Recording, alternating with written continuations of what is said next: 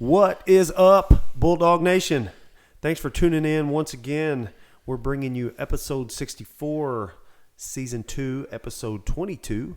And this week, our special guest is Will Holifield, and we'll get to him here in just a little bit. But we're thankful you are joining us again this week, and we're excited to have you. You all right over there? No, I was just trying to. I'm Micah Harris. Oh. I didn't know what you were doing. Oh, my bad. You got to tell me. You got to give me the signs before we start. Okay. I'm Matt Tanner. Thanks for listening. Appreciate that. Quick shout out to our sponsors, our partners, Mercy Phoenix Healthcare Staffing, and they are just not for EMTs and EMSs and all that stuff, but they got all the different things, and you and I both shared a post. Mercy Phoenix they're looking for folks to come work for them. $40 an hour.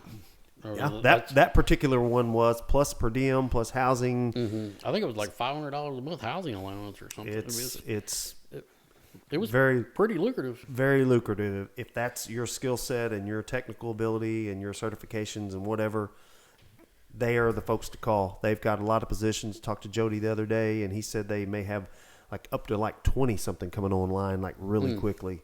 And so they're needing some people to fill them for sure. But we're proud that they're a partner with us, and we're thankful to Jody Cheney and his crew for seeing again what we do, our vision. Their vision aligns with what we do as well. Big shout out to Green Grass Guys, their turf mate. Go ahead. No, go ahead. Congratulations to the new city council. Oh yeah. Thanks for mentioning that. Yeah, Mr. D. Bizzle, Green Grass Guys. He is now on our city council, and he will be a terrific councilman. He's smart, loves our community. Again, very similar vision to what we have here and what we're trying to do: promote our area, promote our folks, raise all the tide, as we say. The rising tide lifts all boats, and I know that's what they do too. And besides all that, he's a maestro of getting your. I was going to say expert, professor with green grass. Absolutely. Man, you'll make your yard look like carpet. It's unbelievable. Again, the only downside is I got to mow all the time, but it looks unbelievable. It's better than walking outside and getting a sticker burr in your feet every time. Now, that's true, too. That's very true. Or on your pants leg or whatever. That's true. That's very true. Shout out to Luke for getting our graphics set up. You'll see Will's pop up here in a little bit, but shout out to him. He does that, and he doesn't complain all that much. He does sometimes. So depends on what day of the week it is. Mostly his complaint is I don't tell him early enough. Dad, you should have told me earlier. Yeah, my bad, bud. I should have. You're right. I didn't. Shout out to him. Again, shout out to Erin. She's upstairs right now. We recorded an episode with a different guest tonight, and she's up there being the hostess with the mostest, and she has pizza. And he'll be on in a couple of weeks. That's right. He'll be on in a couple of weeks. We'll keep you in suspense. Shout out to Justin, again, our general counsel and general nuisance. General pain in the neck, right? He's appreciate him. Thankful for the help he provides me and Micah. Shout out to Tucker Cheney again for all his help with the editing the video. He's been very, very supportive and puts up with me asking a bunch of dumb questions, and so appreciate that. It seems like we keep running into different people though that have a little bit to add to. We do, and hey, I'm thankful that they're willing to help. Me too. Yeah, absolutely. We get a lot of feedback from a lot of people just when we're out in the community. They were like, got a lot of people wanting to be on too. I know. Well, we've got Will. Well, we recorded Will first and recording this part afterwards. Gave us a list of people. Yeah. And great recommendations. And our guest that we recorded earlier tonight, that's coming on in a couple of weeks, gave us some really good suggestions. So we're very excited about what we got coming. Shout out to Derek James, Brian James for all their help, all their historical knowledge about all things sports, especially all things Sikeston basketball, but all things Sikeston sports as well. Appreciate them for their insights and their knowledge that they lend to us. And last but certainly not least, Tyler Anderson, Twisted Arrow Woodworking, our cool swag, cool sign on the wall. And appreciate Tyler for all he does for us as well. Don't forget to like, share, follow the Doghouse on TikTok, Instagram, YouTube, and Facebook. And give us a like, share, give us a comment, give us a shout out. All that helps us reach more people. And write a review, whatever. Yeah, exactly. Write a review. You can write a review on where I'm going with this now with our podcast. You can write a review on Spotify, Amazon, Apple Podcast, iHeartRadio, Amazon Music. You can write reviews on there, and if you do, we'd very much appreciate it. That's where you can catch our podcast, and then on about every other podcast medium you can find it. And then we also have a website, thedoghouse.buzzsprout.com, or you can, and if you go on there, there's an embedded player that you can click on, and you can listen to episode from the latest one that's out right now is the Barker, we'll call him Dr. Ken Holloway. You can listen to that one all the way back to episode 15 with Coach Holifield. So you can go all the way back and listen to those, and we're proud to have all those available. And if you need to get in touch with us, you can send Micah and me a message on our personal pages, or text us or call us, or you can send us an email to doghouse.sikeston@gmail.com. We do have another partner that we're kind of working through some antics right now, or trying to get together on a couple of things. So if you're interested in partnering with us, please give us a shout, and we'll sit down with you and see what we can do. Still got our swag available. If you're interested, let us know. And we need to, we'll get it to you, but hopefully we've got some other things in the works too. And we will take a break right now, but we'll get right into it. Yeah, absolutely. I need to give a shout out to my lovely wife. Yes. That has allowed me to be here twice this week. So. Oh, I know. It's a lot this week. But we're going to have a week where we're going to be off. Yeah. We need a week. We do. We've been doing a lot. But I do appreciate my wife letting me do this. Absolutely. So. Absolutely. I appreciate her too for allowing you to do this. It's makes this better. Makes our podcast better with you on here. So I appreciate your time and your effort as well. So with that being said, hang with us. We'll be right back with our guest this week, Mr. Will Holifield. Hey, thanks for sticking with us after the break. We're back with our esteemed guest today. It's assistant coach Will Holifield. Yeah. All right. We're just going to get right into it, Micah. Is that ready? Ready? All right. Today we're joined by assistant coach Will Holifield, one of the key voices behind the toughness, discipline, and winning culture of Sikeston Bulldogs basketball. We're looking back on a huge season, talking about the moments that shaped the year, the lessons from a Final Four run, and what's next for the program. We'll also get into a life moment Coach Holifield will never forget as he and Chelsea welcomed their new baby during the week of the Final Four. Basketball was big, but family made that week even bigger. That's Coach right. Holifield, welcome to the Doghouse. Welcome to the Thanks Doghouse. for having me back. Absolutely. And as we said, first return guest. our first return guest. You made history again. I know. I'm honored. It's a privilege. Well, we appreciate you taking your time from baby girl number 2. Yeah. So during the Final Four week, we my wife and I had our second daughter, Charlotte Holifield, and of course we have our oldest, Vivian Holifield, and so our little family just keeps growing. It's exciting. Tell us, for those that don't know, and not in gory details, they say, tell us how the logistics played out, because it was kind of hit and miss. Her due date was around the quarterfinals, and we're like, oh my gosh, maybe she can have it between district quarterfinals kind of thing. So.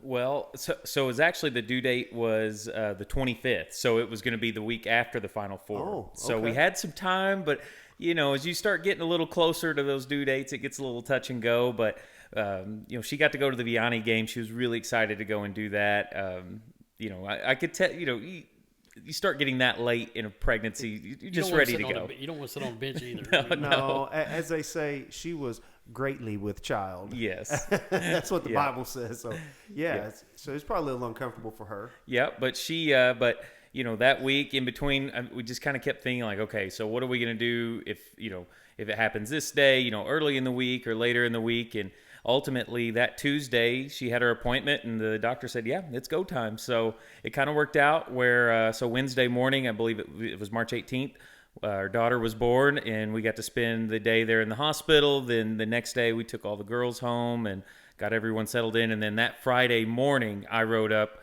So the bus left Thursday morning. That Friday morning I rode up with Shannon and Clara and August, and we went up there. And so I got to join the team after that. You did not get to ride on the big bus. Yellow bus?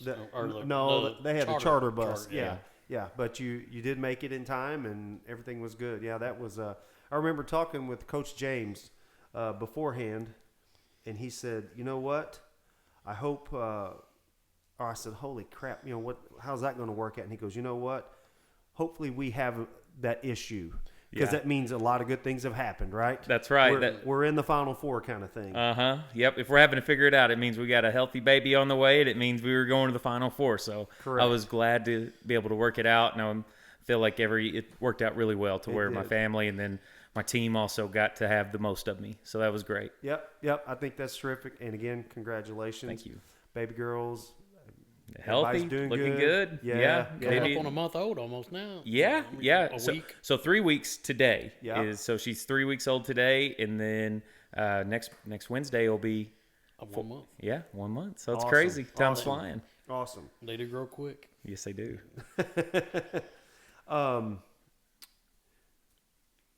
So let's talk. So last time you were on here, we talked a lot about you, which is fine. You told us about your obviously time and with the Bulldogs, and then post high school and stuff like that. So tell us a little bit about your time first starting. What was your first year back? I can't. 15, 16. 15, 16. Okay. Yeah. Okay. And as I relate most years, that would be Fred's sophomore year. Yes. Yep. That was Fred's sophomore year. That was a Final Four team. That was actually my first year really watching. Yeah. Sikeston. Was it? Yeah. Okay. Because we got married in 15. Oh, that's right. We got him. We drug all that nasty Blue Jay out of him. My sister dug her claws into him. Okay. So very good. So tell us. Let's talk about you and your time coaching here, and then we'll kind of get into the season too. Right. So 15, 16 was my first year. It was a great experience just coming right out of college to be able to, be a part of a staff that took a team to the Final Four. That was a really good team. You've got Fred, who was a sophomore. You've got Kevin Jones, who was a freshman, who started as a freshman. Then you had Marquand Nelson, Dominique Dyes. Dominique set all of our shooting records, a couple of which are still holding even after Kobe's prolific season. And then you had Jawan Kimball as your other guy, and then several role guys off the bench. It was just that was a great team and just so fun to be able to step into, and just coming out of college, being able to be there and coach with Fred and Kevin and those guys. That was a lot of fun. Yeah. And so this year would have marked your 11th year then, or okay, okay, so that's correct. And I'm not gonna put you on the spot because like when your dad was on here, what's your favorite team? That's not fair because they're all favorite, or they're all have things that you remember in their own right. Right. Tell us, looking back at this year's squad, what do you think? What's made you the most proud about this team? Kind of what they've been able to achieve. Obviously, not just them, but you all together, the staff and all that too. So last year's team was so it was heralded. You had great players all around. You had PJ, Tristan, Trace, LaCarrion, Chris, and some of these guys that played this year off the bench. And whenever you have 5 senior starters that graduate and go off to play college basketball, everybody thinks that you're going to take a step back. Yeah. And these guys all stepped up in the off season, and outside of the hard work that they put in for themselves, how hard they just pulled for each other. Mm-hmm. Guys accepting their roles of maybe it wasn't as prolific of a role as maybe they'd hoped for or whatever, or having to step up more than maybe they even thought they had to. Just the coming together and then having to step up together, it was just so beautiful. And then young guys, of course, having to step into some big shoes in big roles as well. I mean, that's that's a fun dynamic, especially having to do that. We pretty well got almost the same situation this year as we did last year. Very similar, isn't it? 5 players, 5 starters. Yeah. Seniors, and now we're looking at what the younger class is going to be. Yeah. And, of course, you return a lot of those sophomores who contributed. I think that we are already making natural strides with them. They've been working really hard in the weight room since the season's ended.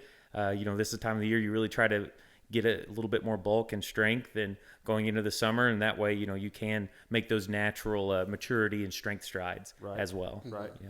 Now, go ahead. Good. I'm good. You guys lift now a couple days a week, is that? Yeah, we try to do lifting 2 days a week with guys that aren't in a spring sport. Obviously, you've got some guys doing track or baseball or golf or whatever it is. But if they're not, we have weights twice a week with them, and that's been really good. And then, they learn what to do, and then they also, those of them who really want to see like considerable strength gains will go do some more on their own. Gotcha. And we try to balance that with, a lot of guys are starting their AAU seasons and stuff like that. So yeah, and most of the kids that I can think of off the top of my head, just about all of them play somewhere, right? Yes, most of our guys, they play at different spots throughout the state, so it's a good fit, and I think they're pretty sought after in terms of players. I think guys want them to be a part of their AAU teams, and we're proud of that. So. Yeah, absolutely. So let's go back just a little bit. When you said how this team came together, what do you think this team? What did they prove to themselves, you all, Bulldog Nation, and naysayers even outside of here? What do you think they proved? Well, I think that they proved that they deserve to have their names up in the rafters with those great teams. I mean, there's very many teams that we've ever had go to the Final Four, let alone a state championship game. And, some of the guys that came in this year, you have a Kobe Thomas who steps up and is the CMO Conference Player of the Year, who's just dynamite. Jaharis Goodwin, who kind of had to play out of position at a 5 spot, but just battled every night against sometimes giving up 4 or 5 inches, 20, 30 pounds, and just – in the Vianney game, he's giving up almost, a foot almost. And just, I was going through, been making highlight tapes for every player after the season. So they kind of have a little thing that they can reflect on and be able to enjoy and then share with their families. I'm not done with all of them yet, but I'm close. But I was watching Jaharis's and just some of the moves he had to make against not just Vianney, but Festus and these teams. They're just big, strong bodies, and Jaharis, just the guts and will he showed was so impressive. Well, Ernst. Ernst. Jackson. He battled him. Yeah. He's a great player. And well, heck, not to say even, but Puxico had a 6'6". I know. I mean, he literally just about, Hayti had a 6'6". Yep. Every night, he was giving up several inches and just played with guts and so good. And, of course, Marquell was so good, and his unselfishness was, it was a big catalyst for us. He was always a kid who he never really cared how much or when he scored. He scored when he had to, but his unselfishness really, it was just so big for our team. And then I was so pleased to have Ben get to come back and be able to finally play after 2 straight injury-plagued seasons. What a blessing and what a great moment for him to be able to step back and play a full season. He didn't miss a game. Yeah. Of course, we didn't talk about this on here necessarily. And, of course, Brian, I know you guys are close, and Brian and I are close. Brian and I graduated, and Mike and I talked about this sort of off the air at just different times during the season, and how Brian and Emily almost every game are like, okay, he didn't get hurt. It's all, okay, we made it through practice. And I know that they're so proud of him, and they have every right to be, because I know they were just hopeful that he finished the season. And this year is just a blessing to be able to finish it at the final game. Right. Yeah, literally the final game in Missouri. The last high school MSHSA-sanctioned basketball game in Missouri. Ben was playing in it. He was, and he was so tough and gritty, and he – we talked about it, him and I, the other day, and he's like, I never really turned it or anything. It felt good all season. Yeah. So, kudos to his doctor and just, Kyle. And Kyle, of course, Kyle, got to give Kyle and him for doing the read. Yes. Well, and Ben, that's right. Yep, and just, I'm so proud of him. And then, of course, got to make sure to shout out Will, our final senior and starter. Yep. He did so great, just his toughness and grit. And then, of course, last senior as well to shout out was Drake, who really bought in, was just such a team guy. Yep. Got hit with a little bit of a flu bug in the middle of the season that kind of hamstrung him, but he was such a team guy and just so proud of him as a teammate. Well, you talked about him, the importance of him being the shooter in practice. Oh, yeah. They had to know where he was. He could fill that role and push his teammates, his brothers, so to speak, his senior brothers that were like, hey, you guys, I'm going to push you. You're going to have to find me. And, man, could he fill it up too? Yeah, great kid. terrific kid. All of them are winners. They all played so hard, and we're very proud of them for what they did. That's the one word that I feel like this team is winners. They're winners. Oh, for sure. And they're going to continue to be winners. Yes. Just the things that they do, the way they go about their business. It would have been easy, not to harp on one kid, but like a Marquell. Actually, it surprised me that a kid with that level of ability, I won't say most. There are examples of kids with that level of ability that think they need to try to score 40 points a night. Right. He actually was the opposite. Yeah. He's like, I hope I can kick it to somebody that scores 40. Yeah. Kind of thing. Yeah, he's got some pure point guard instincts, and I think that Mineral Area got a great addition in him, and I think Coach Irons is going to be thrilled with him and just with their team and him helping to run that. They had a good squad this year. Yeah, they did. Did they end up going to Hutch? Yeah, they did. That's what I thought. Yeah. I followed them a little bit, and then of course I followed Lane Ballou that was there with his squad, made it to the Final Four. Yeah, essentially. that was a great run by his team. I followed them on social media, so that was awesome for him. Great area representation too. It's his second year at that school as second head year, coach. yeah. Second year head coach. I mean, to do that was quite astounding. But anyway, and he had a pretty good record last year too. I mean, like right. They were. He said they're. How do you say it? Three teams in their league are like in the top 10 in the country. Yeah. Whoa. Yeah, that's a tough region and area down there. Right. They're in Florida, right? And that's, yeah. There was always teams from that region and area, just especially whenever I was at Three Rivers, you see the smattering of teams, and there's always several teams from that region that are very good. Iowa's got they some do. teams up there. Yeah. That Iowa, the one they beat. Indian Hills is always Indian really Hills, good. and there's one more, like Iowa Community College or something. Yeah, there was always several good teams from there. They're like Arizona Western or something like that. Yeah. Don't get me on Arizona Western. I got a good Arizona Western. Let's hear it. I was getting ready to say, I already know where this is headed. I remember. We were playing Arizona Western whenever I was at Three Rivers. We were in the Mesa Invitational Tournament. This was my freshman year. I was actually coming off an injury. I had not been playing much at all. In this game, I had not played at all. And I believe our other shooter had gotten in foul trouble or had fouled out. And there was 10 seconds left in the game. It was a tied game. And Coach Best said, all right, you're going in. And I said, oh, my gosh, I haven't played the whole game. And he said, just spot up. If you're open, shoot it. And our best player drove. He got double teamed. My man helped off, and he kicked it to me, and I hit a buzzer beater. So it was hit a three. Awesome. And it was pretty exciting. That was awesome. I remember texting you. I think people miss out on not watching JUCO basketball. Oh, it's great basketball. I mean, I've watched quite a bit of it, back in the day, and it's very good, very talented. Yeah. Very competitive and. Definitely. I totally agree. Agree. Well, I'm a proud Three Rivers alum, so of course.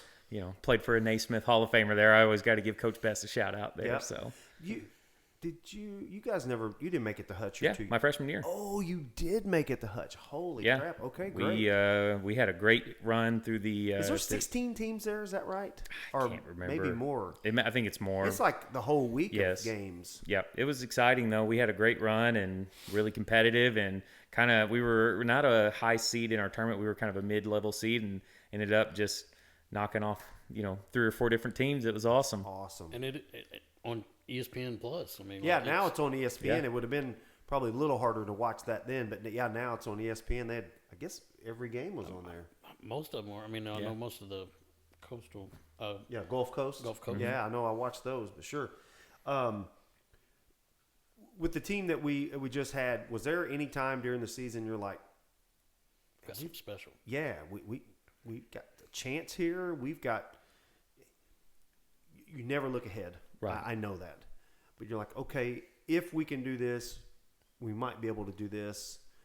Was there any point that said we could get to the Final Four kind of thing? Or how does that work as far as crazy nut fans were like, we can do it. But I mean, you have a little more realistic look, suppose. I mean, like you had 5 seniors coming in, or 6 seniors coming in. You knew that. Did you know going into the season that you had a special group of kids?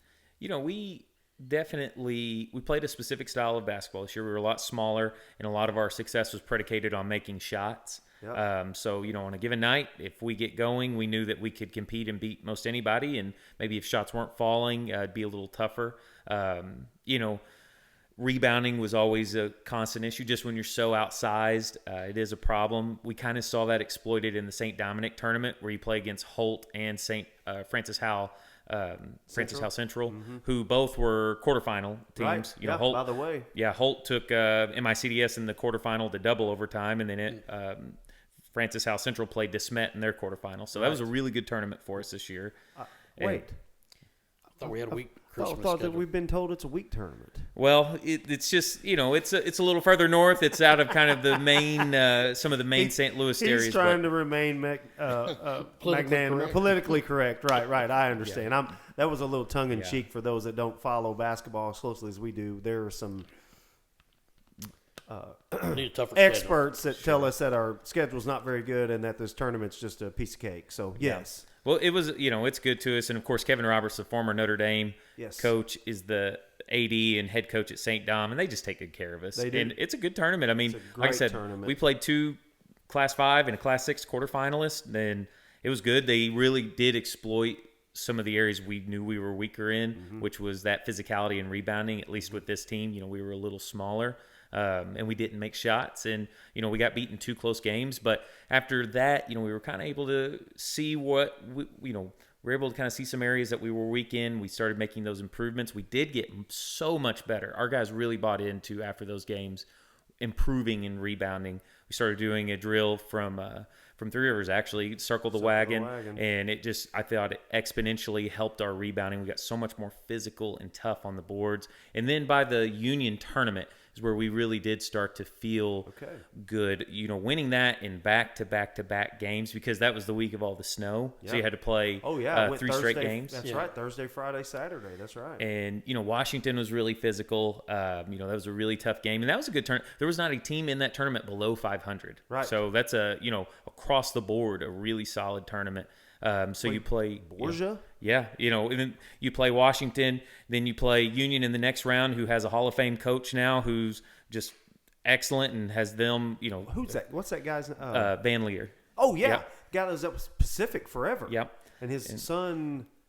Colin played at Mizzou. There we go. Yeah. Yeah, that's it. That's where I was trying to remember. Yep. And so they are, they're on the up and up. They had a really competitive season. And then, play Borgia, who was just classically a rival for years for us in playoff basketball. It's been such a good tournament for us because we do get to gauge where we're at, particularly in the St. Louis private school, because they kind of play a lot of those teams, and we kind of get to see, like, okay, this is who we know we're going to have to beat. You're going to have to beat a Vianney or a team of, or a Westminster or, Webster also, but they're not private, but they play all those teams as well. So you're kind of able to see where you stand when you play Borgia. Yep. And so it's a great tournament for us, and we felt really good coming off of that, playing back-to-back games, and how well we played. That's a back-to-back is a tough stretch. Yeah. It is, regardless of who you play. That's 3 on the road and kind of all that together. Kind of hard to scout that. I mean, you kind of know what you're – but a lot of tournaments come down to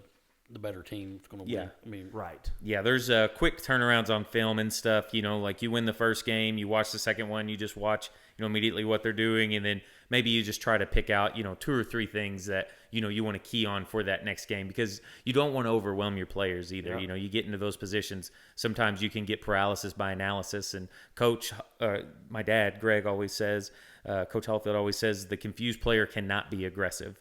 So if we overanalyze, overconfuse them, then we lose that aggression that makes us special in who we are. Well, like in football, they talk about playing fast. That's kind of what you're talking about there, is being able to react. Yeah. To play in. So. Yep.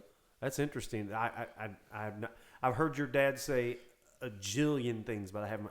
That's interesting, and that is very accurate too. Yeah. Because then you're not sure what to do. You just kind of get hung up and not able to do anything. Well, that's was there. So so we won Union. Well, actually, I was just sitting there. I thought about it when you said it a while ago. We talked about the 2 losses at St. Dominic. Well, we didn't lose again until the final game. Correct. That's a pretty nice. What did it end up being? That would have been. I don't remember off the top of my head, but it was a good streak. Yeah. 20-ish straight games or something like that. Yeah. I would say rebounding is what made that streak what it was. Our guys got so much more physical and bought in on the boards, and they made that leap that we had to get, maybe improving our rebound totals by 5 or even, 10 per game. And, when you're doing that and have the shot making we had this year, you can really see that. You want to talk about like 2 games at the end of the year. I mean, I know they're on one of them was on our schedule every year, Jackson, and then Scott City. Yeah. How important was that for Vianney? I think both of those were incredibly important. Obviously Scott City, they played fantastic.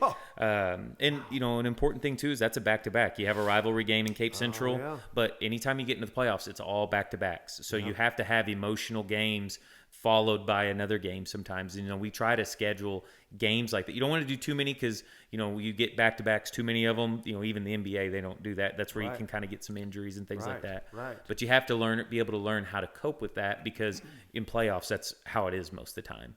Well, and especially when you get to the Final Four. Of course, yeah. Oh, yeah, for sure. And so Scott City, coming off of that, playing Cape Central that Friday and then coming into Scott City that day, that was just a really good game for us where we had to figure out a way to win. And we had several of those, but they made shots, they were tough, they were physical, they really exploited some of the things that we weren't as good at this year, and to see our guys still find a way to win that game, making big shots was incredible. And then of course, Jackson, but No, go ahead. I was just sitting here thinking the thing that as good as we shot the ball and as much as we scored, it was interesting. Those 2 games, we won with our defense. I mean, literally the last play, and then of course one of them was a rebound. I mean, like the Jackson game was Merkel securing that rebound. Yeah. Yep. And then kicking it down to Kobe for a layup what the crap's that kid's name from Jackson? That Reagan or my gosh, did you see how fast he was? He's very fast. I didn't realize it watching the game, but going back to watch the highlights, I went, holy cow, he almost got to him, and he started at the other free throw line or whatever. Of course, it's impressive. Didn't he win like something in state last year? Yeah, when he had like 100 meters or 200 or something like that. Holy moly. Yeah, that was definitely Jackson was also kind of one of those big moments where you're able to see like, okay, you're on the road in a tough environment. Although we brought a great crowd. I was so proud of our guys and just proud of our town, how well we traveled for that one. May have been the best crowd of the season just as a whole. That was a packed gym. We were their only loss to that point. So it was for the CMO Conference Championship, and that was a great atmosphere, great game. Coach Toma, their head coach, and then Coach Brownsberger, who's always great to us. He sends us scouting info. They play several St. Louis teams. We knew that they would be prepared, and they were, and it was just a great game. And to win that, you really do feel like, okay, I think that we can really legitimately make some noise in the playoff because we had a lot of respect for them. And watch them go and play Webster, they played us on a Friday, they played Webster on a Monday. And, it's between – if you can win our district, you're going to play Webster, Vianney, or Westminster. And so seeing, how well they competed with Webster, you're like, okay, we can do this. Like, we can win this next game. Now, of course, Vianney ended up having a big win over Webster, and so you're like, whew, they're good. But interesting side note, and this is totally not even on what I sent you today. So there's a gentleman that works with Aaron in the First State Insurance Agency where my wife works, which is in partners with the bank. He lives in, his boys go to Seckman. Gotcha. Which is part of the Fox School District, by the way. I was not aware of that. It's like 2 separate high schools. I thought I think they separated. Seckman's not that old, though, is it? I don't think it's super old. But anyway, his son, guess who one of his son's best friends is? Who? Omar Long. Oh, man, that kid can shoot I said, holy crap, that kid can shoot. And he said, yes. And he said, long story, he said he went to St. John's Baptist and they didn't care for Vianney. And I was like, well, okay. Same. No, they have a great program. Yes, they do. They have a terrific program. As a fan. Of course. Yeah, no, Coach Walsh does a great job there. He's a excellent coach. And they're probably the best shooting team in the state. It's unbelievable. They are. No, statistically, they are the best shooting team in the state. Oh, my gosh. It's unbelievable. And he has a brother. Is it Brody or Brady? You have Brock and Omar Long. Who is one's the point guard. Brock's the point guard. He is a junior, and then Omar's the other shooter who's just sophomore. Sophomore, yeah. Yes. In his last 3 games, he was something like 21 of 24 from three. It was just unbelievable. Of course, he hit a ton against us, but what great players they are, and what a great program they have, and that's one of the best games maybe we've ever had in school history. That was just a high level basketball game between two great teams. Agreed. And my blood pressure. Or my heart rate showed it. It was only about 140 after the game. Kind of going back to on the season, one of the things that was big this year, we had several freshman, JV, and varsity games. Jackson was one of them. Oh yeah, good point. How important do you feel like that will be for future? Getting more games for freshmen. Let me just tack onto that real quick. This typically, maybe last year was the first year, I can't recall. Typically, the freshman season's over Christmas-ish. Yeah, the last few years we've extended it a little bit. Just on purpose? Yeah, and it's just kind of how it's worked out. Coach Dennis does a great job with those guys, and it's just kind of gotten worked out to where it's gotten extended a little bit. But in terms of triple headers, of course, we are huge. That. Yes, we're huge believers in the more games, the more you can play, the better you're going to be. Even our 3 sophomores who contributed a lot to the varsity. J. Ray Quay and Sean, they played a ton of JV. Yes. We are big believers. We want guys to play. The more you play, the more confident you will become, regardless of the level. Whether it's freshmen, you had BJ and Jarian who played a ton of freshmen, and then also were main JV contributors for us. Correct. And so the more you play, the better we often feel with guys. I've even seen it going back to Peyton Howard. I bet you Peyton Howard probably played more games at Sikeston basketball than he played a lot. Anybody. He played a ton. Because he played a lot of JV and he played a lot of varsity. Yeah. I was going to say, by the way, I think we mentioned this before, but he's back. Yeah. He's back with our baseball staff. So we're proud as pie to have him back. Yep.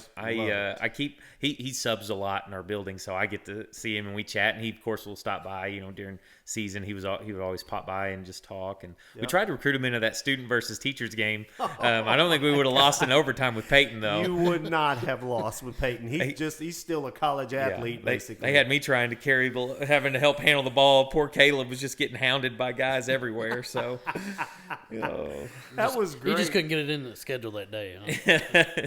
I think that maybe just about went viral, man. I mean, my gosh. Luke Randall had it on KFVS, made a big post about it. Dennis had a big write-up about it. Yeah, it was fun. How long have y'all been doing that? It's just this year. They said they wanted to do it. My gosh. It was the inaugural year. Yeah, they said, let's awesome. do it. And we're like, oh, gosh. All right. Of course, we did it right before, was it the Vianney game or was it the districts? I can't remember, but one of those two. It was the week before y'all went to...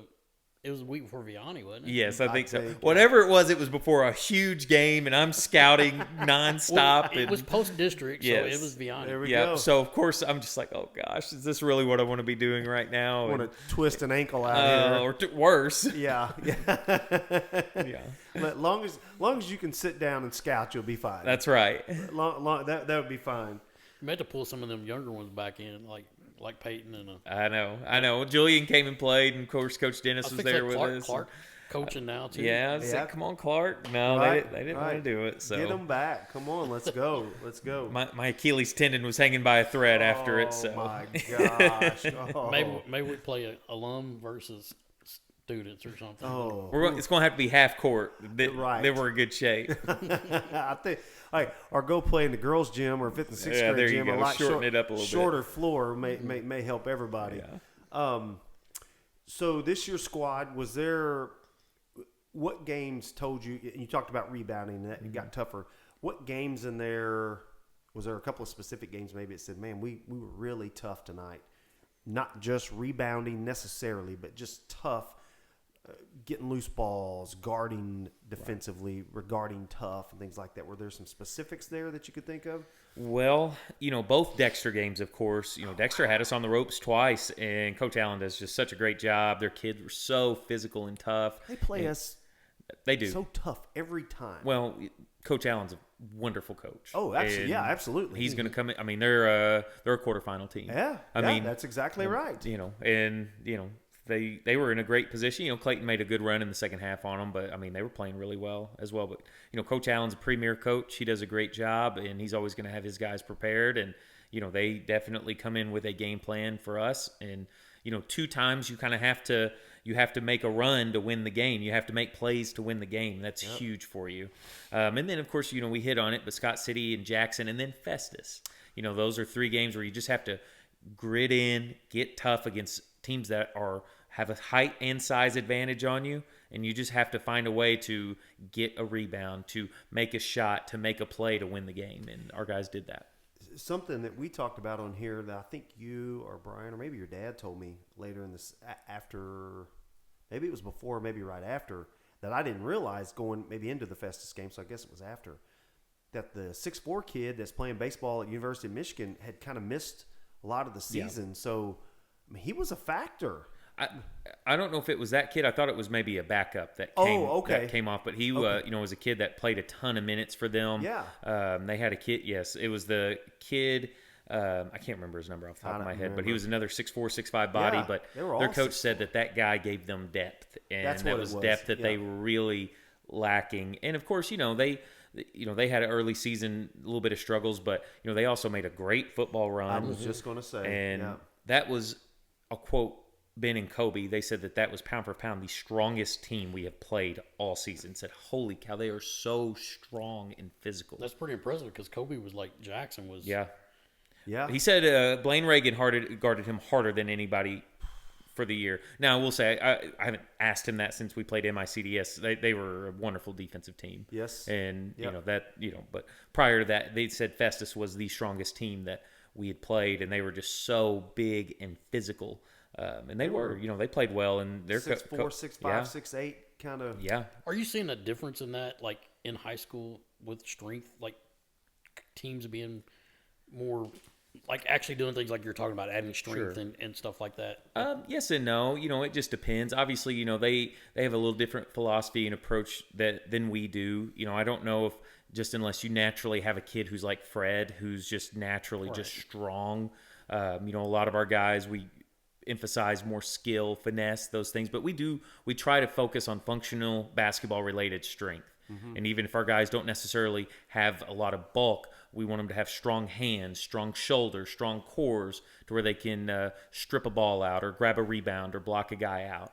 And so that's definitely the things that we focus on. But it is. I think it just really boils down to the program. Like Festus, Festus is a football team. Yes, I mean they're a football school. Yeah, right, and a darn good football school and a darn good team, basketball team as well. Right. I mean, I'm just saying though, like, you think of football, you think of street. Sure. Right. Were there? How did this squad? Well, let me back up with this question. Because of the stretch that we have enjoyed here, not functionally the 06-ish season till now. Yeah. We've had, we've gone over the numbers for. I mean, we've averaged I can't remember all the numbers. 20 wins a season, and in a shorter period, averaging 25. Well, averaging almost 26 these past 4 years with Kobe and Ben and that group of now seniors won 105 games. Yeah.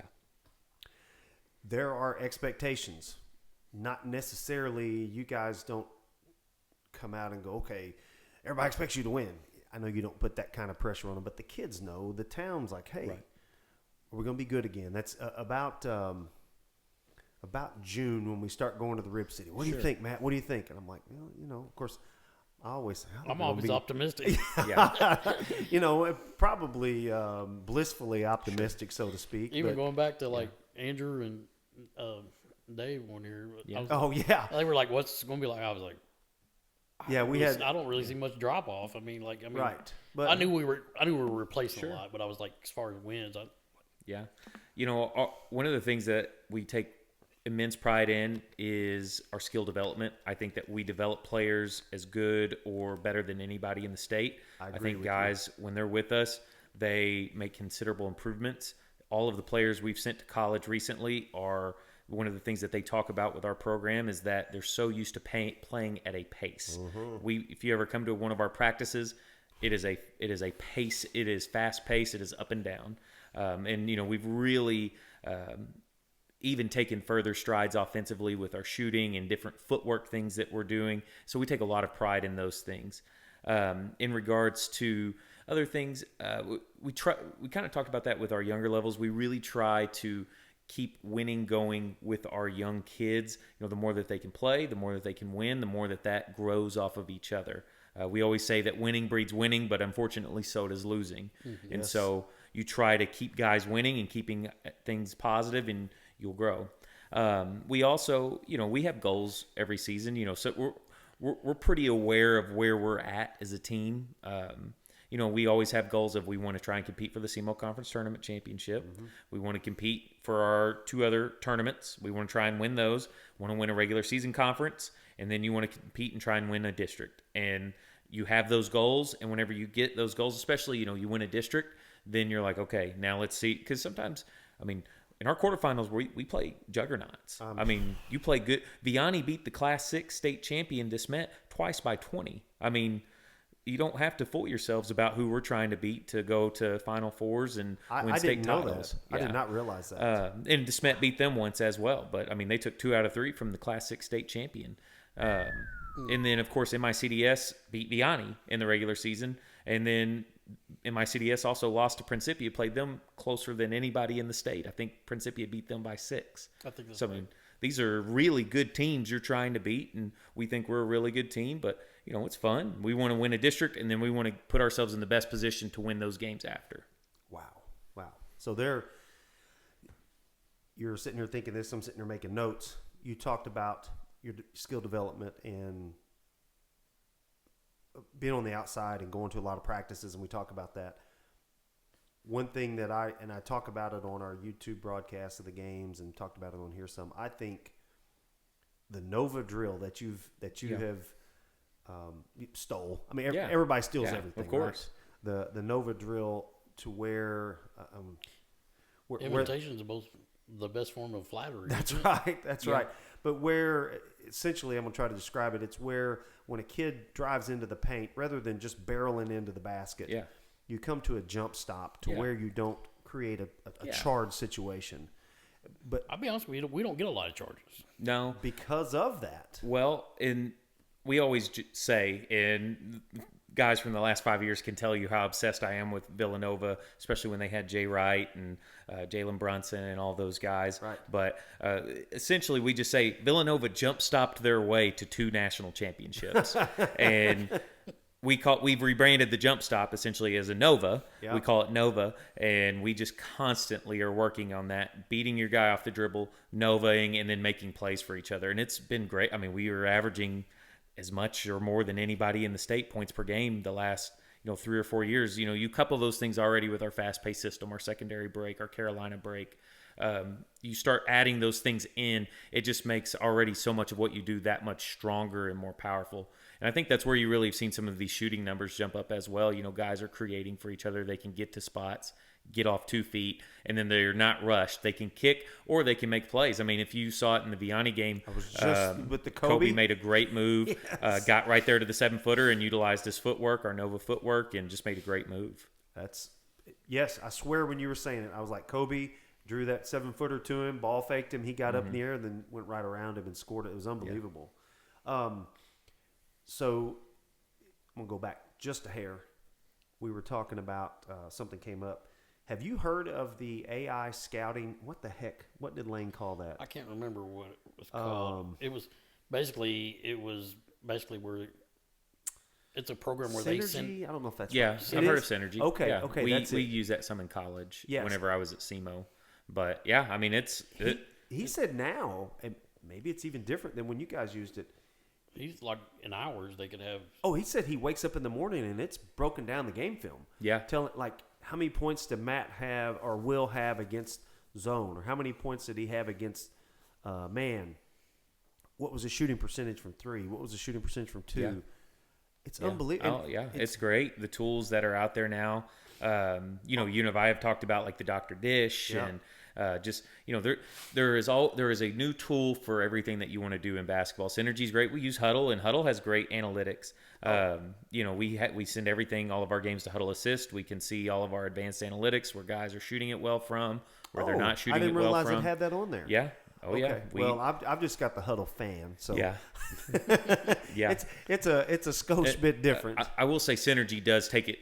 It's a different level, and that's lot of colleges it's a paid use subscription that. deal. It's expensive. Yeah, in Huddle, Huddle is as well. Oh, okay. We pay for Huddle, but it's Synergy's what most colleges are using. Yep. It's a great program. Yeah. It does have a lot of those features though. It's awesome. Yeah, Lane said that's what they use, and I Googled it and clicked on the website, and I think they've got some high school, college. I think like the NBA uses it too for lots of things too. So I don't know if we need NBA level analytics, so to speak. I mean, don't get me going. Are you an analytic guy? I like it all. I like to be able to see everything and know everything, but sometimes coach has to kind of talk me off a ledge because I can also get a little wound up. Yes, I can be like, well, we got to keep this guy from this exact spot and things like that. So that's that. I mean, there's some science behind that. Yeah. I mean, there's a lot of science, but at the same time, there's also some intuition. The confused player cannot be aggressive. Good point. You got to keep everything in a capacity to where guys they are able to just play and not think. When players start overthinking, that's when bad things start happening. I'm sure there are kids that can handle that and other kids can't. Yeah, I mean, maybe not. I mean, I think to play the pace that we play, I think that it's more intuitive for our guys to be able to just play instead of thinking. Maybe if we played a little bit more of a slow grind, methodical game, you can utilize more of those analytics, but that's not really who we are. Right. The flow of the game would change. It would, dramatically. Big time. Yeah, I'm a fan of the pace. I like the pace. Yeah, the pace is what made us who we are. I come from watching Coach Mack back in the day play, like just stall it almost and play defense to fast pace. I like it. Yeah, I do.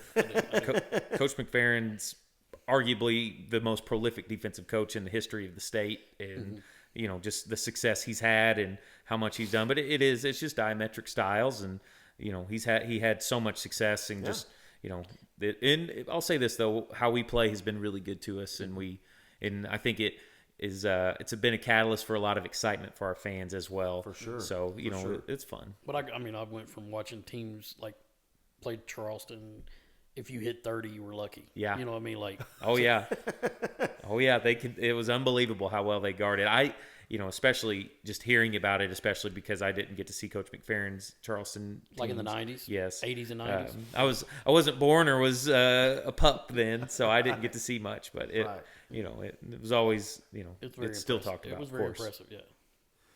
Well, talking about this year's team again, what do you think, what did this team accomplish that maybe they only know or the coaching staff only knows? Like really, was there something that they accomplished that not everybody really fully understands how good it was? Was it the rebounding that you're talking about that really an undersized team, so to speak, got to a 29-3? Is that? Yeah. It's just hard to say. I think so much of winning the district, and then I don't want to say, we weren't satisfied making it to the Final Four. We wanted to win a state championship. Yeah. But, that quarterfinal game had been such a roadblock for us. You just play great teams. Cardinal Ritter, Webster Groves, Vianney, and, you see both of those, except for Vianney in 24, Cardinal Ritter and Webster Groves won a state title. Yes, and Vianney had all the tools to win a state title. They DeSmet won it at our class that year, and they had split with Vianney that year. So that's they had great players everywhere. But just overcoming that. If you probably saw me after the game, I was in tears for about 10 minutes. So it was such a powerful and moving moment. When you're having to beat just these such high-profile teams, and we consider ourselves a high-profile team, right? Especially after last year. Last year was such a heartbreaking loss. That one still.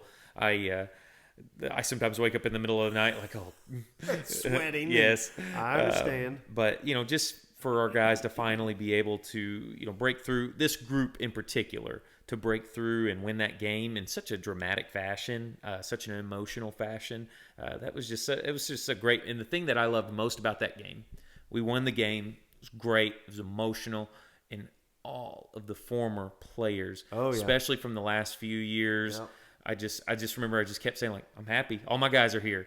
I got, almost every single player from the last several, 6-7 years was there, and it was just like that we're all here together, and that was such a good feeling.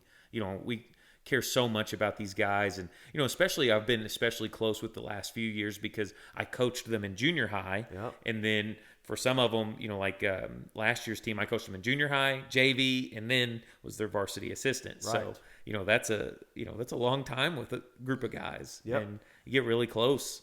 It's funny you mentioned that because we talked about this on, I don't remember what podcast. So when we were in Columbia, I started writing down all the kids that were there, and I'll just read them to you. Now Jadis was there. I wrote him down, but he's obviously. I think he's a Sikeston fan. He's honorary now. He was at the Vianney game. We'll count him in. Exactly. Don Trez, Parker, J.T. Jones, Chris Appleton, Julian Beard, Creighton Sirakas, Coach Sirakas, Carson Beard, Garrett Taylor was there, but he was the 95 Final Four guy. He's not a Holifield guy. Trey Sadler, Lontez, Clark, Nick and Zach Harrison, Kevin Jones, Peyton Howard, Tristan Wiggins, Chris Artis, and Gage Rowling. Yeah, Dominique McCrae was also there. I did not see Dominique. Yep, Dominique was there. Okay. I know we've missed another. Yeah, and I couple. said I saw Malachi was there. Oh, Malachi Davis. Malachi Kellum was there. I did not realize that. Carson may have not. Carson Beard. Yeah, no, he was. I said him. Yeah, I saw him. Yeah. Yeah. He was Clark. There. Yep.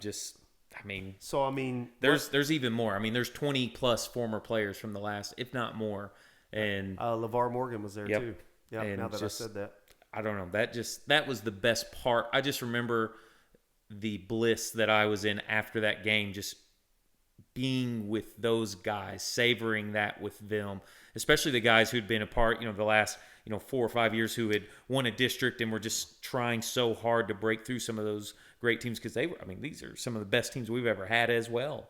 And just for their joy as well, for their former teammates and their program, it was one of the most, it was awesome. And we talked about this last week when we had Ken the Barker on, about how you look out on the floor and everybody's out there hugging. After the Vianney game at Park Hills. At Park Hills, we knew instinctively, even the fans.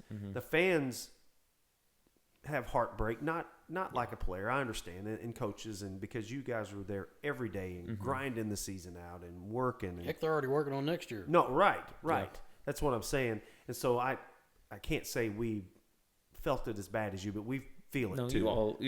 We feel it bad. We wouldn't be who we are without our fans in our town. Right. That's the thing that makes a place like Sikeston so powerful and important, is it's total community pulling together. Agreed. And that's what makes Friday nights at the Fieldhouse so special. You get half the town here, and that's what's fun.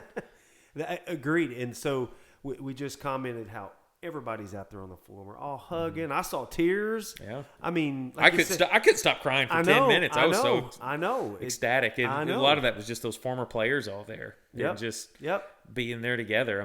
Those guys are your family for so many months out of the year. We're together more. We are together more throughout the year than we're not together. So that's a good point. That's a good point. Realistically, we may not. We're doing something every month. We talked about that even with the fans. It's almost like a letdown whenever, even if we'd won state. We're not going to see a big part of our family for a few months. Yeah.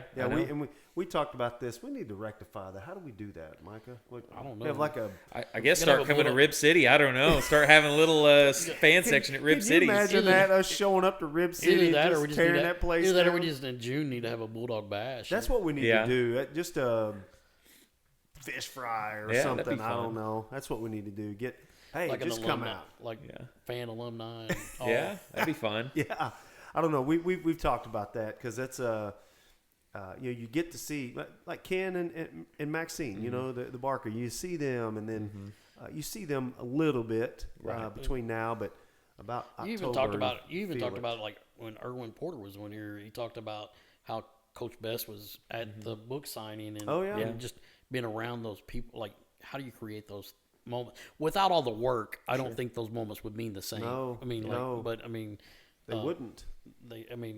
That's why it was so emotional. Obviously you're guys, and I get that too, but the work that you've taken now this 4th year in a row to try to get past this game. You've poured your heart and soul into it and worked your tails off to try to do that, and then it.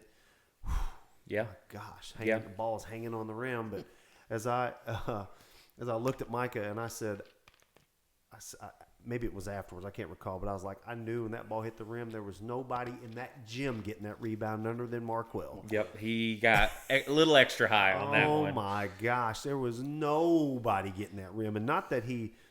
Because he had a good player right there with him, too. Chase Dukes, who's there, Yanni's leading scorer, was right there with him. And he went up over him and got it. It was impressive. Just because he jumped so fast off the floor, too. Obviously, very high. Yes. But because he jumped so quickly off the floor, he was able to secure the rebound. And then I don't think he heard the buzzer because he kept still trying to elude him. And the buzzer. He's one of those kids that can just play fast any way about it. You know what I mean? Yeah. Oh, Lord. But under control. Yeah. I mean, like, I'm more impressed with his passing than anything. He's a wonderful passer. He made the best pass I think I've ever seen in a high school basketball game against Notre Dame in the SEMO Conference tournament. I've said it 3 times. He took that left hand and spun it out in front of the guy. Yep, it was a wonderful. Went play. that way. That was the number 1 play on his highlight reel. Whenever I did that, I started the highlight reel off with that. I was like, I don't know if anyone realizes how good of a pass I've said it. I don't every remember time who he this was playing last year, but it was in the SEMO Conference tournament, I believe. Maybe like one of his first games or whatever. He just passed a ball like the entire court. Yeah. I mean, and hit the guy on his stride. I mean, like the guy just had a layup. I mean, I can't even remember who it was, but I just remember, like, how in the world? I asked him, I said, why do you throw He goes, left-handed. He said, because I'm left-handed. And I said, you shoot right-handed. He goes, yeah, but I'm real comfortable using my left hand. He's one of those special guys. There's some guys that are they're extra hard to guard whenever they're, they're better with. Amphibious, as I say. Ambidextrous. Yes, they're better with that offhand than they are with their primary hand, and that is such a matchup problem for guys. Al Young. Yeah.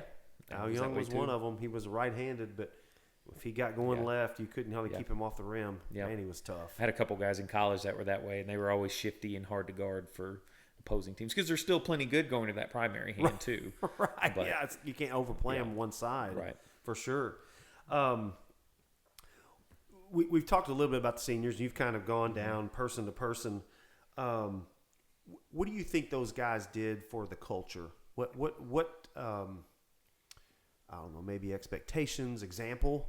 What did they set for our guys? I think the biggest thing that they set was, maybe in the years past they hadn't played maybe as much as they wanted to, or maybe they had to be more of a practice guy and not waiting your turn. That's the wrong phrase, but when you get the opportunity like they did this year, making the most out of it and sticking with the process. Wow. There were so many guys that, there's just several guys this year. I mean, none of the guys who started this year, they didn't start last year. That's a good point. point. They all had to go through their own processes of development, and whenever they got their shot, they made the most out of their shot and their opportunity. Wow. I've never considered the only thing I've ever thought of, like, in just kind of watching it from afar, like Webb City and Lamar in football. There's players that I've kind of talked to, like from that played at Webb City, and that's kind of what they've talked about was that culture of like they played and practiced the majority of their life to be able to play their senior year on Friday night. Yeah. Wow. And obviously, there's gonna be expectation. I mean, not exceptions to the rule. I mean, like there'll be kids that come in and play as freshmen. There'll be kids that come in and play as seniors. Had some this year. Yeah, we've had that. We've had that before, where a kid's a predominantly JV kid his junior year, and then has to be a varsity ready player by the time he's a senior. Marquand Nelson. Yeah. Or you have guys that are thrust into that position. Maybe it's because they're good enough, or maybe because there's a dire need at that position. Kevin was good enough, but he did have to step up because we needed that extra guard play. That's tough on a freshman. Yep. I had to step in as a varsity player as a sophomore, and I was a very average varsity player, but we didn't have much shooting, and I was the best shooter in the program at that time. And so I was able to help fill a role. And so it just depends. We had some roles that needed to be filled, and we had, 3 sophomores who really stepped up helped carry a lot of that. And they were so good this year. I can't brag on Quay, J. Ray, and Sean enough. They were just all 3 such big moments that they grasped and took and competed in. It was just great. I didn't feel like with that group, and I know as we say, I looked through everything with with black and red glasses, but I didn't feel like there was any moment that they felt like was too big for them. I thought but I thought the quarterfinals, those 3, in their minutes, in their moments, I thought they played very well. Obviously, Sean hit a Well, you got to think those kids have been playing high elite basketball since they were 5th, 6th grade. I mean, like literally. I mean, and they've been good. They've come through the program and won a lot of games in junior high. Of course, just having early in the season, especially our young guys, we had a lot of guys early in the season. We had some that kind of our numbers got a little thinner as the season went on. We don't have to talk about that much, but early in the season, we were essentially doing like these long bulk practices with, some guys ended up going 4.5 hours every day. And those 3 sophomores in particular, they went long and they grinded, and they made huge strides in, a month and a half of getting varsity ready in that time of just so much effort. I remember one of them just after practice about 2 straight days, like, my God, I can't move. I'm just cramping so much. It's like, it's okay. This is going to pay off. And I'll say this, it did. They stuck with it, and they were so good down the stretch. Yep. They're in, and again, it's not a 4-hour practice of running line drills. Right. But it's up and down, high pace, intense basketball. Right. With a ball in your hand. Right. We do very little without a ball in our hand. Right. I literally told somebody that the other day. I haven't seen it over.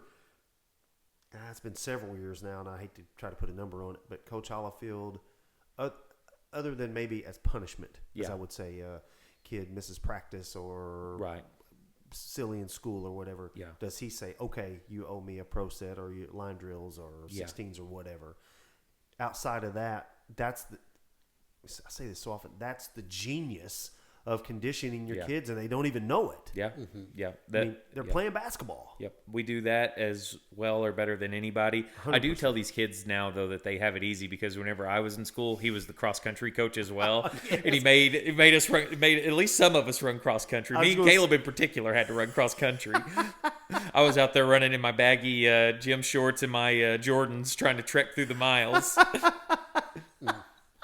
What is it like 3 miles or something? It's a 5K, whatever 5K is. Whatever that is. It's too many Ks. Oh, it's too long. I hated it. But hey, I medaled in the Jackson JV meet my sophomore year. Did you really? Yeah, I took 10th place. I did not realize that. And the problem with cross country, not only is it several miles, it's not flat ground. No, it's terrain. Sikeston is not the best place to train for cross country. No, we're very flat. Whenever you go over to Bluff or Jackson, you're like, my gosh, what is this? We don't have any of this over there. Right. Yeah, you need to train in Dexter or something. Yeah. Or run up to Benton and practice. Go to the levee or something, run up and down. Or go right over here the to complex and run that hill. We used to run the little hill right there by the board office, or whenever we would run down.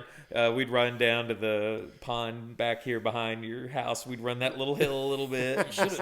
Take you over to where they do a little sled at on Ingram, like going down to the complex off of Ingram. Run down that hill. He used to send us out to run, and I'd have to run straight out of that 5K right into curl cut. So, well, hey, You were in shape. Built character. That's built right. character. That's exactly right. Got me ready for Three Rivers. It did do that. We ran a lot there too. I heard that. Yeah. Didn't you have a stress yeah, fracture? I had a stress fracture. Yeah, that's my freshman year. Yeah, I was. There were.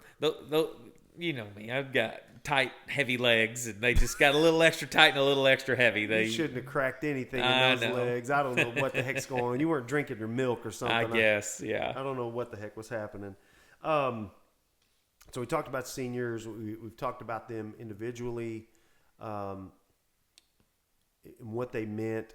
Going to miss those guys obviously next year, but that's just part of the process. Mm-hmm. Every team has graduation. MICDS, it's going to be. They lose 4 of their top 5. Yeah, so. yeah. You would expect maybe a drop, but you never know. If I'm not mistaken, correct me if I'm wrong.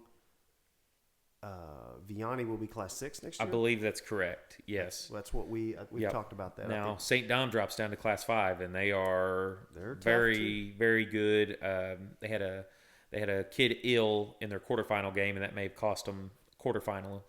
Final 4 appearance in Class 6. But, okay.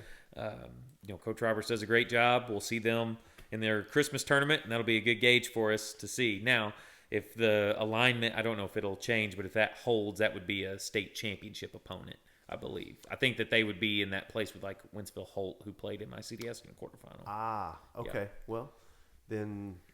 But let's hope we're playing them. Hey, if we're playing them. Good things have happened. I was just going to say, as Coach Brian says, a lot of good things have happened if we're playing them at that time of the year. Yep. It will be a pleasure to meet up with them again. Yep. Were there anything in particular that this season, like you're leading your team or helping lead this team, was there anything about this season it teach you anything, more patience, that we need to work more on this, do this, anything like that? In regard to this team, it's a little different of a team than maybe we've had in the years past. They're a little looser, a little freer. Free spirits. Yeah. They had definitely kind of their own personalities, and in some ways it kind of kept us loose as well. If you ever watch me, I'm more kind of an uptight, like that. I really? I didn't notice that. I'm the calm guy in the stands. I get it. I understand. But I'm more along the lines of watching him at the restaurant after the fast food, picking up that. No, Lord, that's all. When the season's over, I don't miss the team. I miss the team meals. I don't miss ordering and dispensing the team meals. That's always good stuff. That's good stuff. This group of guys, they always kind of stayed here. They didn't get too high. They didn't get too low, and I think that way also helps you perform in those big moments, though. When you don't get too tight, you're just they are a little bit looser, and they were in one of the tightest moments in school history there against Vianney, and they just executed, and they played together. There were a sequence of just totally correct plays made in a row there that won us that game. And what were some of those, if you don't mind? Well, obviously the shot. I'm put you on the spot here. I go immediately to we went into our half court trap, and our guys executed that. And Sean picked off the pass. Yep. Marquell kind of deked to the guy and made him throw it over the top. And Sean made a great play on that. Sean didn't try to force it down. He drug it down into secondary break. Yep. We had ball reversal. We kicked it to Ben, who was open in the corner. Ben didn't force, and he penetrated, and he made a great play. I mean, he had 2 options. He had Kobe, and he had Sean with 1 defender to make a decision. And Ben looked him off. Looked at Kobe. They shaded Kobe. Yep. I think it was Dukes shaded Kobe, and he looked him off and made the correct pass to Sean. Sean was down, shot ready, made and executed it. And actually, I went back and looked, and I didn't recall it at the time. Sometimes it wasn't war, but they call it like fog of war. Yeah. You go back and look at it. Heat of the moment. There we go. Heat of the moment sounds better. The big kid that guarded Ben initially. Yeah, he went out to contest the shot. He flew at Sean. I didn't recall that being. I don't remember that either. But watching the game, and I went, he kind of got there. Yeah, he had a decent check. It was late. Yeah, but he still got there to contest. I mean, you got a 7-foot whatever kid flying at you. Yeah, And then, we were able to call timeout. We still had some left. And then our guys really executed well. We fouled them and made them reset several times. There was just a high level, and you didn't foul in a way to where it would tempt a ref to call a flagrant or anything like that. Or intentional or whatever. Playing the ball. Yes. And our guys just really executed that well and had a pretty good check on Long on the last shot as well. And then a great rebound. Just that sequence was really good high-level basketball on our kids. High basketball IQ moments that win you big games, and was really pleased with that. Not just one person either; it was a whole team. Yeah, it was 1 through 5 on the floor at that moment. For sure. What excites you about just like the future? Like what do you see with? Not necessarily. I don't want to. Yeah, we don't want to pinpoint next year, but I mean, like, we can. You may not want to say specific names, so I don't want to put pressure on kids if they listen to this. Oh, we expect him to do, get 20 points or whatever. But no, that's not what I'm trying to do. Just the future in general. Sure, I believe I may be wrong. I think we lost 3 games JV through 7th grade. So correct. Yes, I think freshman lost 1, 8th grade lost 1, and 7th grade lost 1. We lost 6 games as a program. Those 3, and then 29-3. Yeah, that's right. 14-1, 14-1, 9-0. And then 17-0. So 5 games. We lost 5 games then. Yes. They lost 2. Yeah. 7th. Freshman was undefeated, and so was JV. Is that right? No. 7th grade lost 1.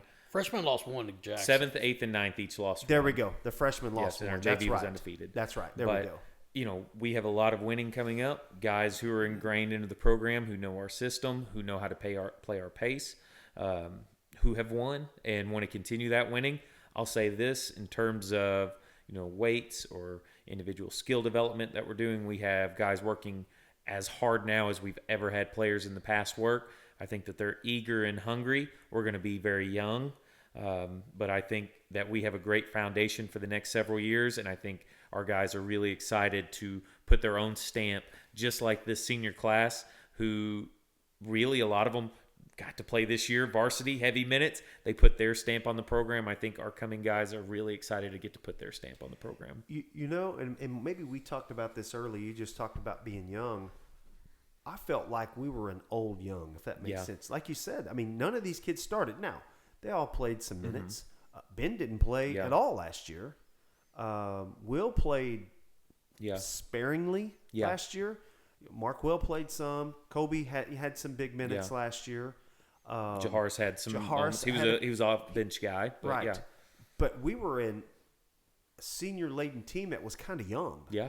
Now they got old quick. Yes. I thought that they really matured through the season really quickly. These guys have just played so much basketball. Our senior class has. They have played forever and played forever together. They have just played a ton of basketball. And they're gym rats too. Yeah, really good feels for the game. But I would say that our young guys have a very similar makeup in terms of their gym ratness, their desire to improve, and kind of that mutual camaraderie of pulling together. Yep. So I think that we want all that we can ask for coaches is that we make the natural strides that these players are supposed to make. We're not going to put pressure on players. They just have to make the strides that they're naturally going to make and help them make them. Yep. And that's our job as coaches to help them make that. And I think that they all will. I think that they have the dedication, heart, and grit to do it. I agree with you. Are there any particular priorities? If anybody knows how to do this, please let me know. We get Sean to about 6'7", and Quaid about 6'4", and J Ray 6'9". Which we are going to be bigger. We will. Our JV was one of the biggest JVs we've ever had. We had great size at the JV level. People would probably see our team come in, and they would see our JV, and they're like, "My gosh!" And then they'd see our varsity, like, "That doesn't." How does that equate? Yeah, right. But we had great size at the JV level. But to quote John Wooden, you can't worry about what you can't control. You have to worry about what you can control. And we're not going to worry about height or anything like that. Good point. But we can get skilled. We can get to where we're shooting that ball at a high clip like we did this year, and we can get to where we can handle and make high basketball IQ plays. And that's our objective for each of these guys in their development. And they'll probably get tougher as the season goes. They will, and they'll get. There's a big difference between a 15-year-old and a 16-year-old, and there's a bigger difference between a 16 and a 17-year-old. For sure. Cool. Well, we're Anything else that we're leaving out from the season that we've missed? We talked about your biggest priorities into the season. What do you think? What's the biggest thing that your strength maybe? Obviously you work on that every year. Really, you want to help guys make their natural strength progressions. Yeah. We're pretty diligent about getting them in, doing upper body, lower body work. Our guys love getting on the Vertimax, improving their vertical jumping. We have a really good Vertimax program, so we're good with that. We're getting some new tools. We got a couple of the form basketballs as well. So those cube looking things? Helping just a couple guys that may not have their mechanics quite where they want them, helping them get to reputable shots and doing that. Yeah. And that's when you do. I've always said, and I think you'll agree with this, but guys make their biggest strides right now. Yeah. In the off season. Yeah. The phrase is March to November, individuals develop. November to March, teams develop. I've never heard that. I like that. Yep. It's right now is the time for our individual players to make their improvements. And then once we hit November, we've got to make team strides. Of course, you want to make team strides. We're going to play as a team and stuff, but it becomes a little bit outside of the individual focus. It's kind of like this, high level of individual development with, moderate team development in the off season. And then that flips. We still do individual development in the season, right? But it becomes not as high of the focus as team development. But obviously because individual development's also taxing on you as well, and vice versa. So you have your priorities, and that's kind of where our priorities lie with each season as it goes. Okay. Have you got the summer schedule, so to speak, worked out yet, or is that still? I haven't seen it. I know Coach has got it and he's working on it, but I haven't laid eyes on it yet. Okay. I know he'll have that here in the next week or two. Yeah, because it's finalized. We've got different things we're looking at, but. Random question here: will the Rib City be back in Dexter this year? I talked to Coach Allen. May have been I don't know. It might be. I don't know. It just depends. Deej and I asked him last year, and we're like, why is it over here? What happened? They were redoing something in the Bearcat Event Center or whatever it's called. That 20-minute drive is a lot better than the 45-minute drive. Yeah, but, exactly. That's obviously for a selfish reason. I like the shorter drive. Right. In the summer on a school bus, it's with no air conditioning. 9,000 degrees. Yeah, it's a lot easier going 20 miles for sure. You mean the bus don't have air conditioning? Yeah. Roll the window down at 70 miles an hour or that's whatever your AC, it it gets that's why I don't mind riding in the conditioned air back to Dexter or Sikeston. Oh, yeah. In my personal vehicle. It's not too bad. All right, well, listen, we're going to get into the lightning round, kind of like this or that. Yeah, we're going to put you on the spot here real quick. What was one moment maybe this season that you'll remember the most? And maybe you've already touched on it a little bit, but I mean, you have to go with the Vianney game, but also the district championship. That was a big weight. We put a lot of stock in winning a district, and I think everyone was really eager to try and win that quarterfinal game, but there's a little bit of tenseness in that district championship, and you can't overlook anybody. We knew how good Festus was, especially as physical as that game was early. That was a really sweet moment after the district championship. I enjoyed that. Awesome. I have those are great moments. There were we've talked about a lot of them on here, but I was hopeful, and we talked about this sort of off the air, and I started to say it a couple of times. Obvious reasons, I was hoping we were going to win that final game, but I was really going to like the parallel between the dads and the sons. Yeah, with you and your dad, and then Brian and Ben. Yeah, I think they talked about that a little bit on the broadcast. You mean the guys actually doing the game? Yeah. Oh yeah, I haven't gone back to watch that yet. Yeah, I was hopeful. I think it was Friday night's game because I didn't get a chance to. I was hopeful, obviously, to win a state title, but that would have been kind of a really cool parallel. Yeah. We've had three coaches' kids, including myself, who've been a part of three of the most special moments and teams in school history. Yeah. Obviously, we won a state title my senior year. Creighton was on that team that had probably the best, most exciting district championship in school history. What a great moment that was. David versus Goliath. Yeah, and then of course Ben just this year and the Vianney game, and then the Final Four beating Raytown South, and then getting, I thought we played really well in the state title game. We would have liked to have gone into half we were up 1, and we were right there going in at about a 6 to 7 point lead, and you know that they're going to make a run. They came out, they got extremely physical, and we could. If you're up a little bit more, you can withstand that run. Maybe they even have to stretch themselves, play a little differently. And, they kind of got up on us, and you start pressing on shots, and it just kind of snowballed. It does happen. Yeah, yeah. I'd much rather go in up 6 than 1. Oh, yeah. I'd almost rather be down. He always says, we need to be down 1. I'm like, no, let's be up 20. Yeah. How about that? I mean, if we got to be that close, let's. How about just be up 20? Well, it's a different mentality of like coming out, you're going to be more aggressive because you're down. Yeah. And, they hit a couple shots. They weren't a great shooting team. Right. And 2 guys hit threes who weren't great shooters, and that kind of got us, kind of took away from our defensive game plan and kind of stymied us a little bit. Yep. But, that happens. Kudos to them. They're a great team. Right. And they were as good a defensive high school team as we've ever played against in Sikeston history. That's high praise. I mean, they held us, who's one of the highest scoring teams in the state, to however many we had. 38 I mean, that's whatever it was. that's an impressive effort. They also held Vianney to 40 something. Yeah. So to hold those 2 teams to that, you have to give them their flowers, as of they course. say. Yeah, Their credit absolutely. where credit is due. Absolutely. Yeah. And Coach, their coach, Coach Wallace, I believe, does a great job. And we actually played. We were talking about it. So we played Reggie Morris, who's Raytown South's, and the MICDS's coach. We played them both in the 2018 Final Four because Coach Morris was at Grandview, who ended up winning it that year, and then Coach Wallace was at Jennings, who we played in the 3rd place game. I did not know and that. Our hope was, they beat us both that year. The revenge tour. We wanted to beat them both this year. That was our goal, but we got to play Coach Morris. His point guard from that Grandview team was his assistant, and he was a super nice guy. And Coach Morris is a great guy. And then, of course, this year we did fall a little short, but it was we were so proud of the season. Of course. What made this team enjoyable to coach? Just their camaraderie and coming together, and just who they were as a team. I loved watching how hard they pulled for each other. Awesome. What did this group teach the coaching staff? I don't know if they taught us this, but my dad definitely had more of this idea of like sometimes you have to let guys be who they are. And I think he did a masterful job of that. Yeah.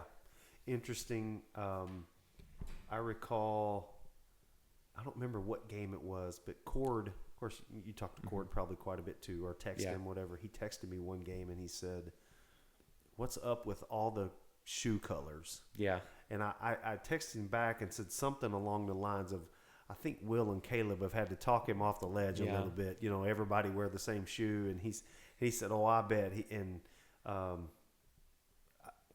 I think Coach has kind of learned to lean on you guys a little bit for some of that stuff, like you said, is allowing them guys to be who they are. I don't know. Some of that's Coach himself. Me, I get a little bit more like...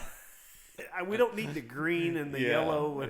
And So some of or that's the blue. Some of that's Coach himself. He's like, he wants them to be comfortable. There we go. We hit on this a little bit, but what kind of legacy do the seniors leave? Well, I mean, they're one of 3 teams to go to the state championship game. Is that correct? We went in 06, we went in 11, and we went this year. Okay. I mean, I don't know if y'all keep a record like this, but like as a team shooting percentage, weren't they probably one of the highest? Yeah, it's the best shooting 3-point shooting team we've had, which very close. 16 was also one of the best we've ever had as well, but I think that this team did surpass them. Wow. Okay. Yeah. I mean, great question. I mean, that just stand out to me. I mean, like they had to be one of the top shooting. Yeah, great shooting team. That's awesome. I guess I didn't think that. I would have said, just me sitting here thinking about that, I would have said maybe 18, 19 with Parker and Owen and Kevin. They had that tough loss in the district, and they would have if they had played 5 or 6 more games. Okay. Well, that makes sense. Yep, that makes sense. What do the younger kids now need to understand about how they earn what they get, so to speak, in the program? The biggest thing is obviously you need to be a hard worker, but that has to come into tangible results on the court as well. There's going to be guys that work really hard that maybe are a little tighter in the games, and that does happen. But, you have to be able to work at a place and a pace to where you can get out there and just be ready to perform, especially where we're at. We play at a pace, and there's big crowds, and there's excitement. So just be ready to feed off of that and not let the moment get too big for you. Awesome. Okay. What should we in Bulldog Nation, what should we be excited about coming up? I think that you have a group of kids coming up that are really bought in and are excited to be Bulldogs. We're kind of getting into that second and third generation of winning now, where kids who are coming up in junior high and even our younger high school kids have never known anything other than Sikeston basketball being great. I mean, there are players that we have in our program that weren't alive when we won a state title. That's shocking, whenever you think about that. We have freshmen that were born in, 2012, maybe, some of them, or maybe eighth graders at least. Wow. I mean, if you think about it, our freshmen are 14, 15 years old. Well, that's true. So even if they were alive, they don't remember it. Right. But the only things that they do remember is how good we have been for how long. And, that's the thing now that we're kind of getting into is it's becoming ingrained into our I think it's pretty cool because y'all do appeal to the younger, like kids start watching early. Yeah. And they want to be there's a kids Bulldog. There's kids probably in kindergarten right now who want to be a Bulldog basketball player. No question they do. And we want that. We want them to be excited to be a part. We want them to want to be a part. And we want it to be so deeply ingrained in them that they expect when they're high school and junior high and it's their turn, that it's their turn now to show up for the program and then to win and make their own stamp within the program. Oh, man, I love that. Actually, we've got 2 questions left. If you had to sum up this season in one sentence, how would you do that? It was one of the most special teams we've ever had. I mean, it's hard to – I know that that's kind of, cliche, but yeah. I mean, just their effort, their will, the biggest thing I keep saying is their camaraderie, them pulling together and pulling for each other. It can't be understated. There were egoless moments that just help you get over the hump, and that was so special. I think we talked about this different times, and I really will say it was reminiscent even of the 2011 year. On any given night, you could have had 3 or 4 guys get 20. Yeah. I mean, really. Markwell obviously could have scored 20 at probably any given time. Kobe, of course. Yeah. Ben just takes a few more shots. Yeah. All of a sudden, he's at 20. Yeah. Sean definitely can go get you 20 if you need it to be. So, very Quay, reminiscent. Those guys. Quay. Quay. Yeah. Jaharis. I mean, any of those guys. I mean, and we had some bench firepower as well, which helped. That's kind of one of those things when guys come in. We always love that. That was kind of the staple of the 2011 team. Of course, you had your 5 starters that were really good, and we played well and had a great flow together. But when our next group came in, they just kept hammering on teams, both offensively and defensively, and that makes a special team. Yeah. And we kind of had that this year, where when our younger guys came in, they gave us oftentimes a lift. Maybe they were a little quicker, more active, aggressive ball pressure guys, or whatever it was. They would get up there, and it was, they could cause some havoc, and that pays dividends in the long run for a team. Awesome. I'm the eternal optimist when it comes to Bulldog basketball, but I see some more of that coming. Yeah. Just because of the kids that will be freshmen this year. Yeah. They're a really special group. I was fortunate and certainly coaching in a air quotes coaching last year. They were 7th graders with some of the now freshmen. I mean, this 8th grade class they've got size, they've got shooters, they've got ball handlers, they've got speed. Yep. I'm not saying it's going to take till the 8th grade class gets there, but I'm saying we've got some kids that can backfill some of these kids that will now be juniors next year. Yeah. And there's some other kids that played a lot of key JV minutes are going to have to make a big step next year too. Did we have a junior on the team? Like there were 1 or 2? By the end of the season, Talon had gotten injured. Yes. But I think he's, his rehab's gone well. We're really excited about him. He had huge JV moments for us this year. Yes. Even had some pretty, against Union, he played well varsity wise. Yes, he did. So, he's another kid. He's a great shooter, and we're excited to get him healthy and see if he, help him make those strides that we're hoping he will. Didn't he hit a big shot against He hit a bunch of big Jackson? shots against Jackson, against St. Mary's. St. Mary's was the big. Oh, that's game right. well. That's the one. I knew there was a couple of them in there. Yeah, he's a terrific shooter. Yeah, absolutely. Expect a lot out of soon-to-be seniors that step up. So, one last question. Sure. And we're hour and a half in. Awesome. I love it. Yeah. I love it. 3 people that you suggest for us to get on here. I think I texted you that today. Whoa. Really put him on the spot now. If you can't think of gosh. some, we'll come back to I'll it have after to. the show. Well, I don't know. You had most of the most prolific Sikestonians on here. Include, I'm working on Vashon. We've gone back and forth. I can do a virtual deal with him. He's in South Carolina, North Carolina, somewhere. Yeah. And we've messaged back and forth several times. So I'm trying to get him on. He got a big shout out from Lane when we had Lane Ballou on here. Yeah. Have you had Peyton on? I have not. Peyton would be good.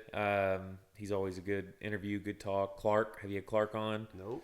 Clark would be good. Parker's at Three Rivers now. We got Parker coming. That'd be good. Yeah. Those guys are always good to chat with.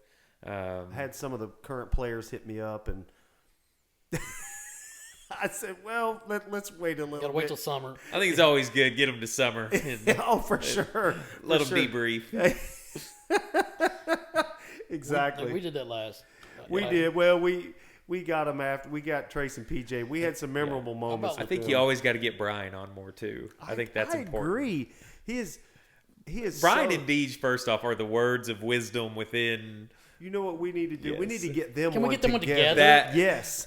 I just want to be a fly on the wall for that one. Well, you can come in and you can be. We could bring the whole coaching I did. staff. I did have Yes, you did. I remember We could that. bring the whole coaching staff in. We've got enough. We could. mics. Oh, dude, I got 8 mics. There's 4. I got 4 more. You see group episodes of podcasts. Sometimes you get too many cooks in the kitchen, and it gets to be a lot. So I think a good get the James brothers on together. I think that is peak entertainment. Oh, or as we say, it's like the brothers Tanner, the brothers James. Yes. That's I agree. Those are great. Maybe we should bring your brother in on that one too. Oh Lord, that might be too much. Too much head space in here going on with all that. There'd be some melon sizes going on with that. Getting him in here, Lord have mercy. I'd just be sitting back. I'd be the fly on the wall. Yeah, exactly. Well, I'll tell you about that phone call when I get off here. It's Gotcha. As a goodness. Go ahead. No, but that's about Don Trez. If you haven't had Don Trez on, he might be been working good. on that. Yeah, Micah works with his mom. He could be good. Yeah. He's had a ton of success at. Yep. Well, there's a lot to talk about with him. Yeah. We that's an interesting. We'd like to have a perspective that he probably can only bring to us right now. Yeah, an NIL perspective. That's kind of what I was thinking as well. Yeah, we had Brad Korn on and Briley Palmer last summer, and they were so good. Of course, they were almost like not slapstick comedy. It's not, but they were like almost like brother, family. Yeah, like brother and sister. It was hilarious. Listen to those two kind of go back and forth at one another. And Brad kind of has a deadpan kind of a. Funny. Yeah. Coach Nutt would also be a good guy. Speaking of SEMO, he's at Mizzou now. That's my man. I love Coach Nutt. I saw him we saw him at the Final Four. Oh yeah. Yeah. He's the best, and he's a part of that Mizzou staff, and he's a great guy. He may have the world's record longest podcast to get him on here. He'd be dynamite at it. I agree. Thank you for that. Yeah, that's great. There you go. You have fulfilled. Stepped up. You've given me 6. Look at that. Yeah. Thank you. Go. That's awesome, man. Will, first off, congratulations. Thank you. Yeah, absolutely. Congratulations twice on the child and the season. Yeah, Right. And dissertation defense on next Wednesday. Oh, are you finishing that up? I'll be Dr. Holifield. I'm not calling you doctor. I'm sorry. I want it announced at every game. I want it plastered everywhere. Assistant coach Dr. Will Holifield paging Dr. Will Holifield. That's right. Well, You've been working on that a while. I have. I'm tired of it. I'm ready to be done. I mean, like, it's been years ago since. well, I started the program in 2019. oh, did you so really? It's been a while. Chelsea's way ahead of him. She's already got hers. She's 2 or 3 years ahead of me. Right. Well, I just remember they actually kind of interviewed me back. Oh, really? Yeah. Yeah. For part of your whatever? Just It was an early assignment, assignment or something. Yeah. Awesome. Awesome. Well, congratulations on that. Thank you. Got to defend it successfully first, so well. you can congratulate me next. As your dad says, get down in a stance and guard. Hey, that's and that's the how you objective. defend it. That's Get down right. in a stance. Sit down, as he says. Sit down and guard. That's right. I love it. That's awesome, though. Well, Yeah. obviously, congratulations on baby number 2. I heard tale last night of maybe a basketball team number 5, but Mama says not 5. So Yeah, 5 would probably be too many for us at this point. somebody last night we were talking about it at the after the bond issue. We were kind of getting together as a board, and your dad and Shannon were there, and I said something about kids, and I said I heard 5, and somebody goes, is he going to get a part-time job too? Like, I already have one. I'm a professor for 3 Rivers. He is an adjunct professor. That is correct. Hey, I'm a man of many talents. You're going to need another one if you have 5 kids. How do you manage that in the season? I get a lot of angry student emails typically of like, why haven't you graded this yet? And it's all online. So, I usually block off time on like Sundays and do my grading. And I try to, first thing whenever I sit down at work in the mornings, I pull up my email and respond to any student emails and those things. Okay. Now, there's some times during some stretches where those emails may go a little unread, but when we're in the middle of playoff stretch, But usually I'll start pushing some assignments back, and that helps everybody feel a little better about things. As we say, everybody calm down. Yeah. Everybody take a chill. Everybody back up just a minute. Yeah. Well, congratulations for that. Thank you for spending some time with us, dropping some knowledge, talking about the Bulldogs, one of our favorite subjects. Thanks for taking time away from your babies for a little while and getting out of the house. And you're back to work now, right? Oh, yeah. I know Chelsea, she's off for a while, so good for her. Be with her babies. Yep. That's very important, obviously. Yep. And we want her to spend time with her babies. Yep. Any usually have a question, some sort of. I really don't have one today. I'm putting him on the spot. Well, the one I always ask is, what can we do to help y'all? There we go. Great question. As a community. Yeah, just continue supporting. Make sure the fan engagement stays high. I know the broadcast is awesome, and everybody. It's so hard to sometimes leave the comfort of your home, especially with. Acor, and then of course our great Andon does terrific. And Andon's great. Of course our great play-by-play guys and color commentary, but it makes it more special when we pack out that field house. So keep coming to the games in person. Yep. Make it a community event, and just keep supporting. That's all we can ask. There we go. That's great. That's it. Absolutely. Well, I'm Micah Harris. I'm Matt Tanner, and we ended with Go Dogs, obviously. All right. With Will Holifield, our assistant coach. Excuse me.